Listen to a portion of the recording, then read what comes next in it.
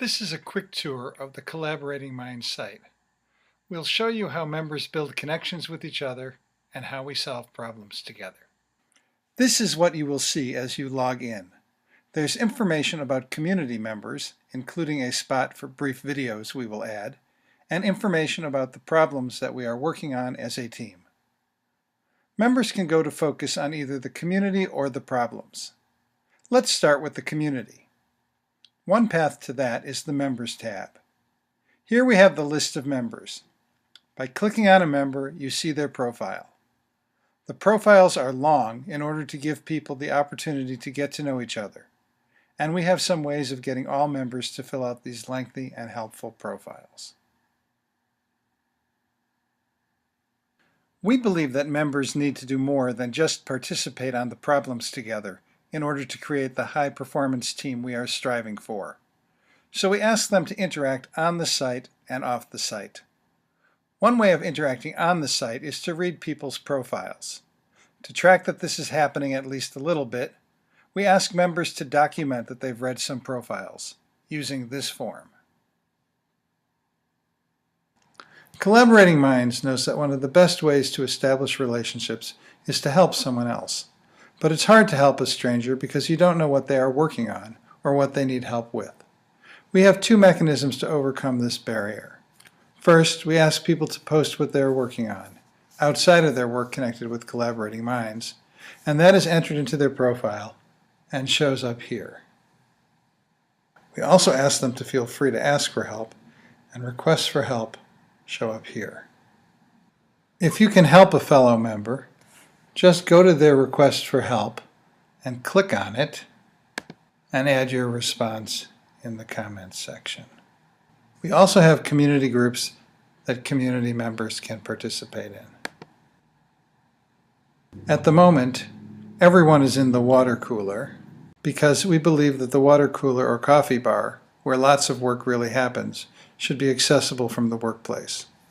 Members who want to can create their own community groups, which can have group blogs, forums, polls, scheduled events, and other typical online group activities.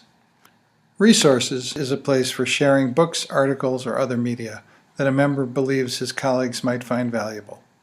We have great thinkers, relationship builders, and community builders on this site, and we want to make it easy for them to share what they know and what they've learned. The site also has a points and badges system that recognizes participation. All of the points are given for community-related activities, like asking for help, providing help, and contacting other members. Let's turn now to group problem solving. The structured problem-solving system is easily accessed through the Our Problems tab. We can look at a problem that is in the initial round of problem solving. Most of our problems follow a structure that involves multiple rounds of problem solving. We also have a simpler structure that we use for other problems. When you get to the home page of a problem in round 1, you have two main choices. You can do what we want, which is to create a first round response, or do something else because structured thinking doesn't make sense for you right now. At each step of our structured process, we leave room for people to, quote, break glass in case of brilliant insight or need to do something different, unquote. If you take the route of doing a round 1 response, you get to a page like this. In the middle of the top, we will have a video of the client or problem owner describing the problem. Below, on the left, are the facts about the problem, which we have collected in a structured way. We have compiled an initial version of what you'd like to have at the beginning of a problem, and that's what we try to collect. By clicking on the tabs, you can see the kind of data that we collect. These include things like who's affected, who are the stakeholders and what do they need to be satisfied, what the symptoms are and where they occur, how the problem looks from a systems thinking perspective, what assumptions have been made, etc. We know that this is an early effort, and we hope our presentation improves with input from the beta site members. As you flip through the data on the left, you can also begin to answer the questions on the right. In round 1, we ask you mostly to think about whether you understand the problem and about the symptoms that the problem owner has identified. You also have a chance to ask questions you'd like answered in order to clarify your understanding of the situation. And then we ask you to let us know if you have completed the work that you are doing on this phase. In the second round, which we are looking at for a different problem, you'll open a second round response form. On this form, you'll be asked for ideas that occur to you in connection with the problem. For example, what analogies occur to you? Or, what additional areas should we explore? Or, are there other ways to split the problem that would make it easier to solve? Or, are there ways to address the problem at a higher level or a lower level? Or are there concept maps, images, or files that you have that relate to the problem, or anything else that you care to add? And we also ask you to talk about what your best solution might be to the problem at this point. As you work on this, you have the information that was available to you in the first round.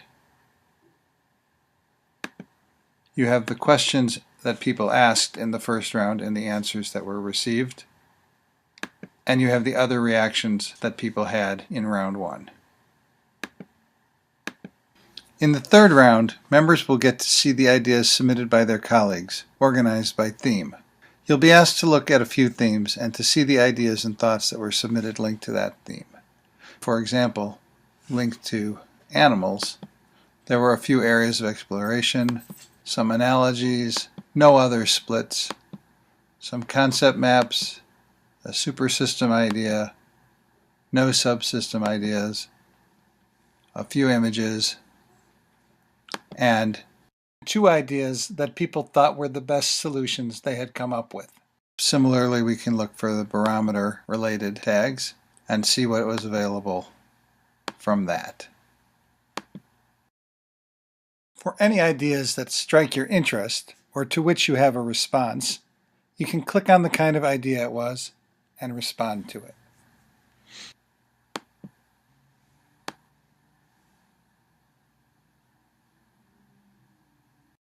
In round 4, any of the ideas that were proposed or commented on in the previous rounds are shown below, sorted by topic.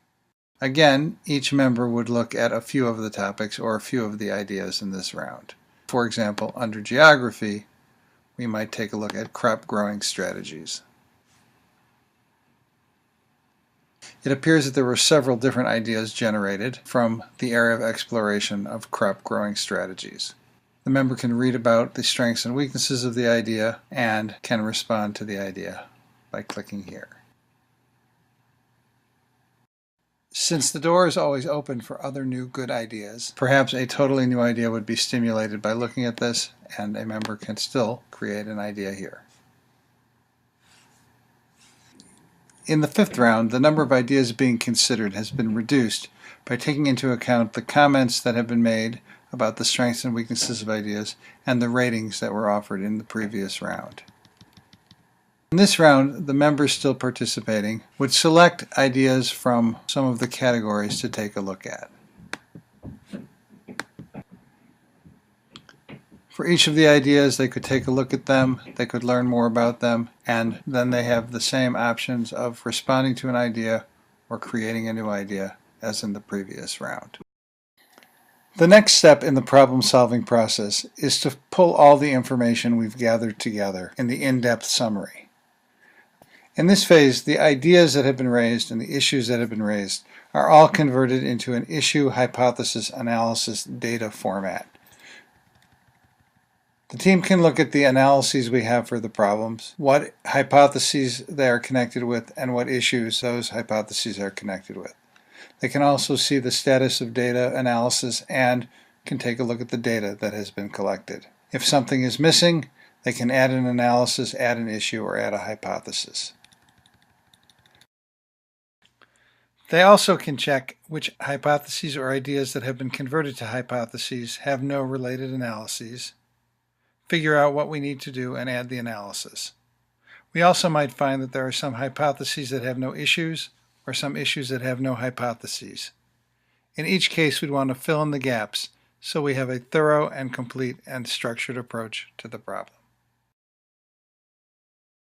In the final phase, conclusion generation, a team member can work with the conclusion generation dashboard to see all of the different pieces of data, information, and ways of organizing it that have been developed in the course of the work.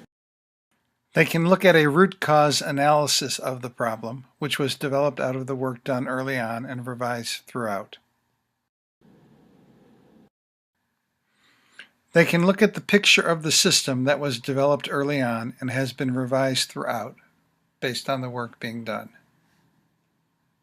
They can go back and take a look at all of the information that was generated early on through the client interview, through the questions and answers, through the early reactions to round one. They can take a look at a set of storylines that participants have put together that place the argument in some logical structure, and there may be multiple versions of this which provide different ways that people are thinking about the problem. And if they want, they can create a new storyline as well.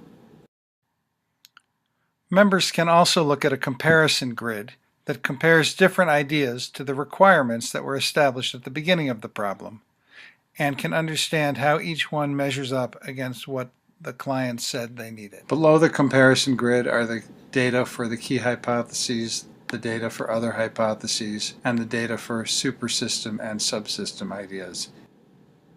On the right side of the page are blog posts, which are essentially the adding something that just doesn't fit, the place where people have been able to put their comments along the way, and where people have been able to comment on those comments as well.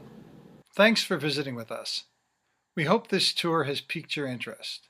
If you'd like to learn more or would like to participate, contact us at info@cminds.net or visit us at www.cminds.net.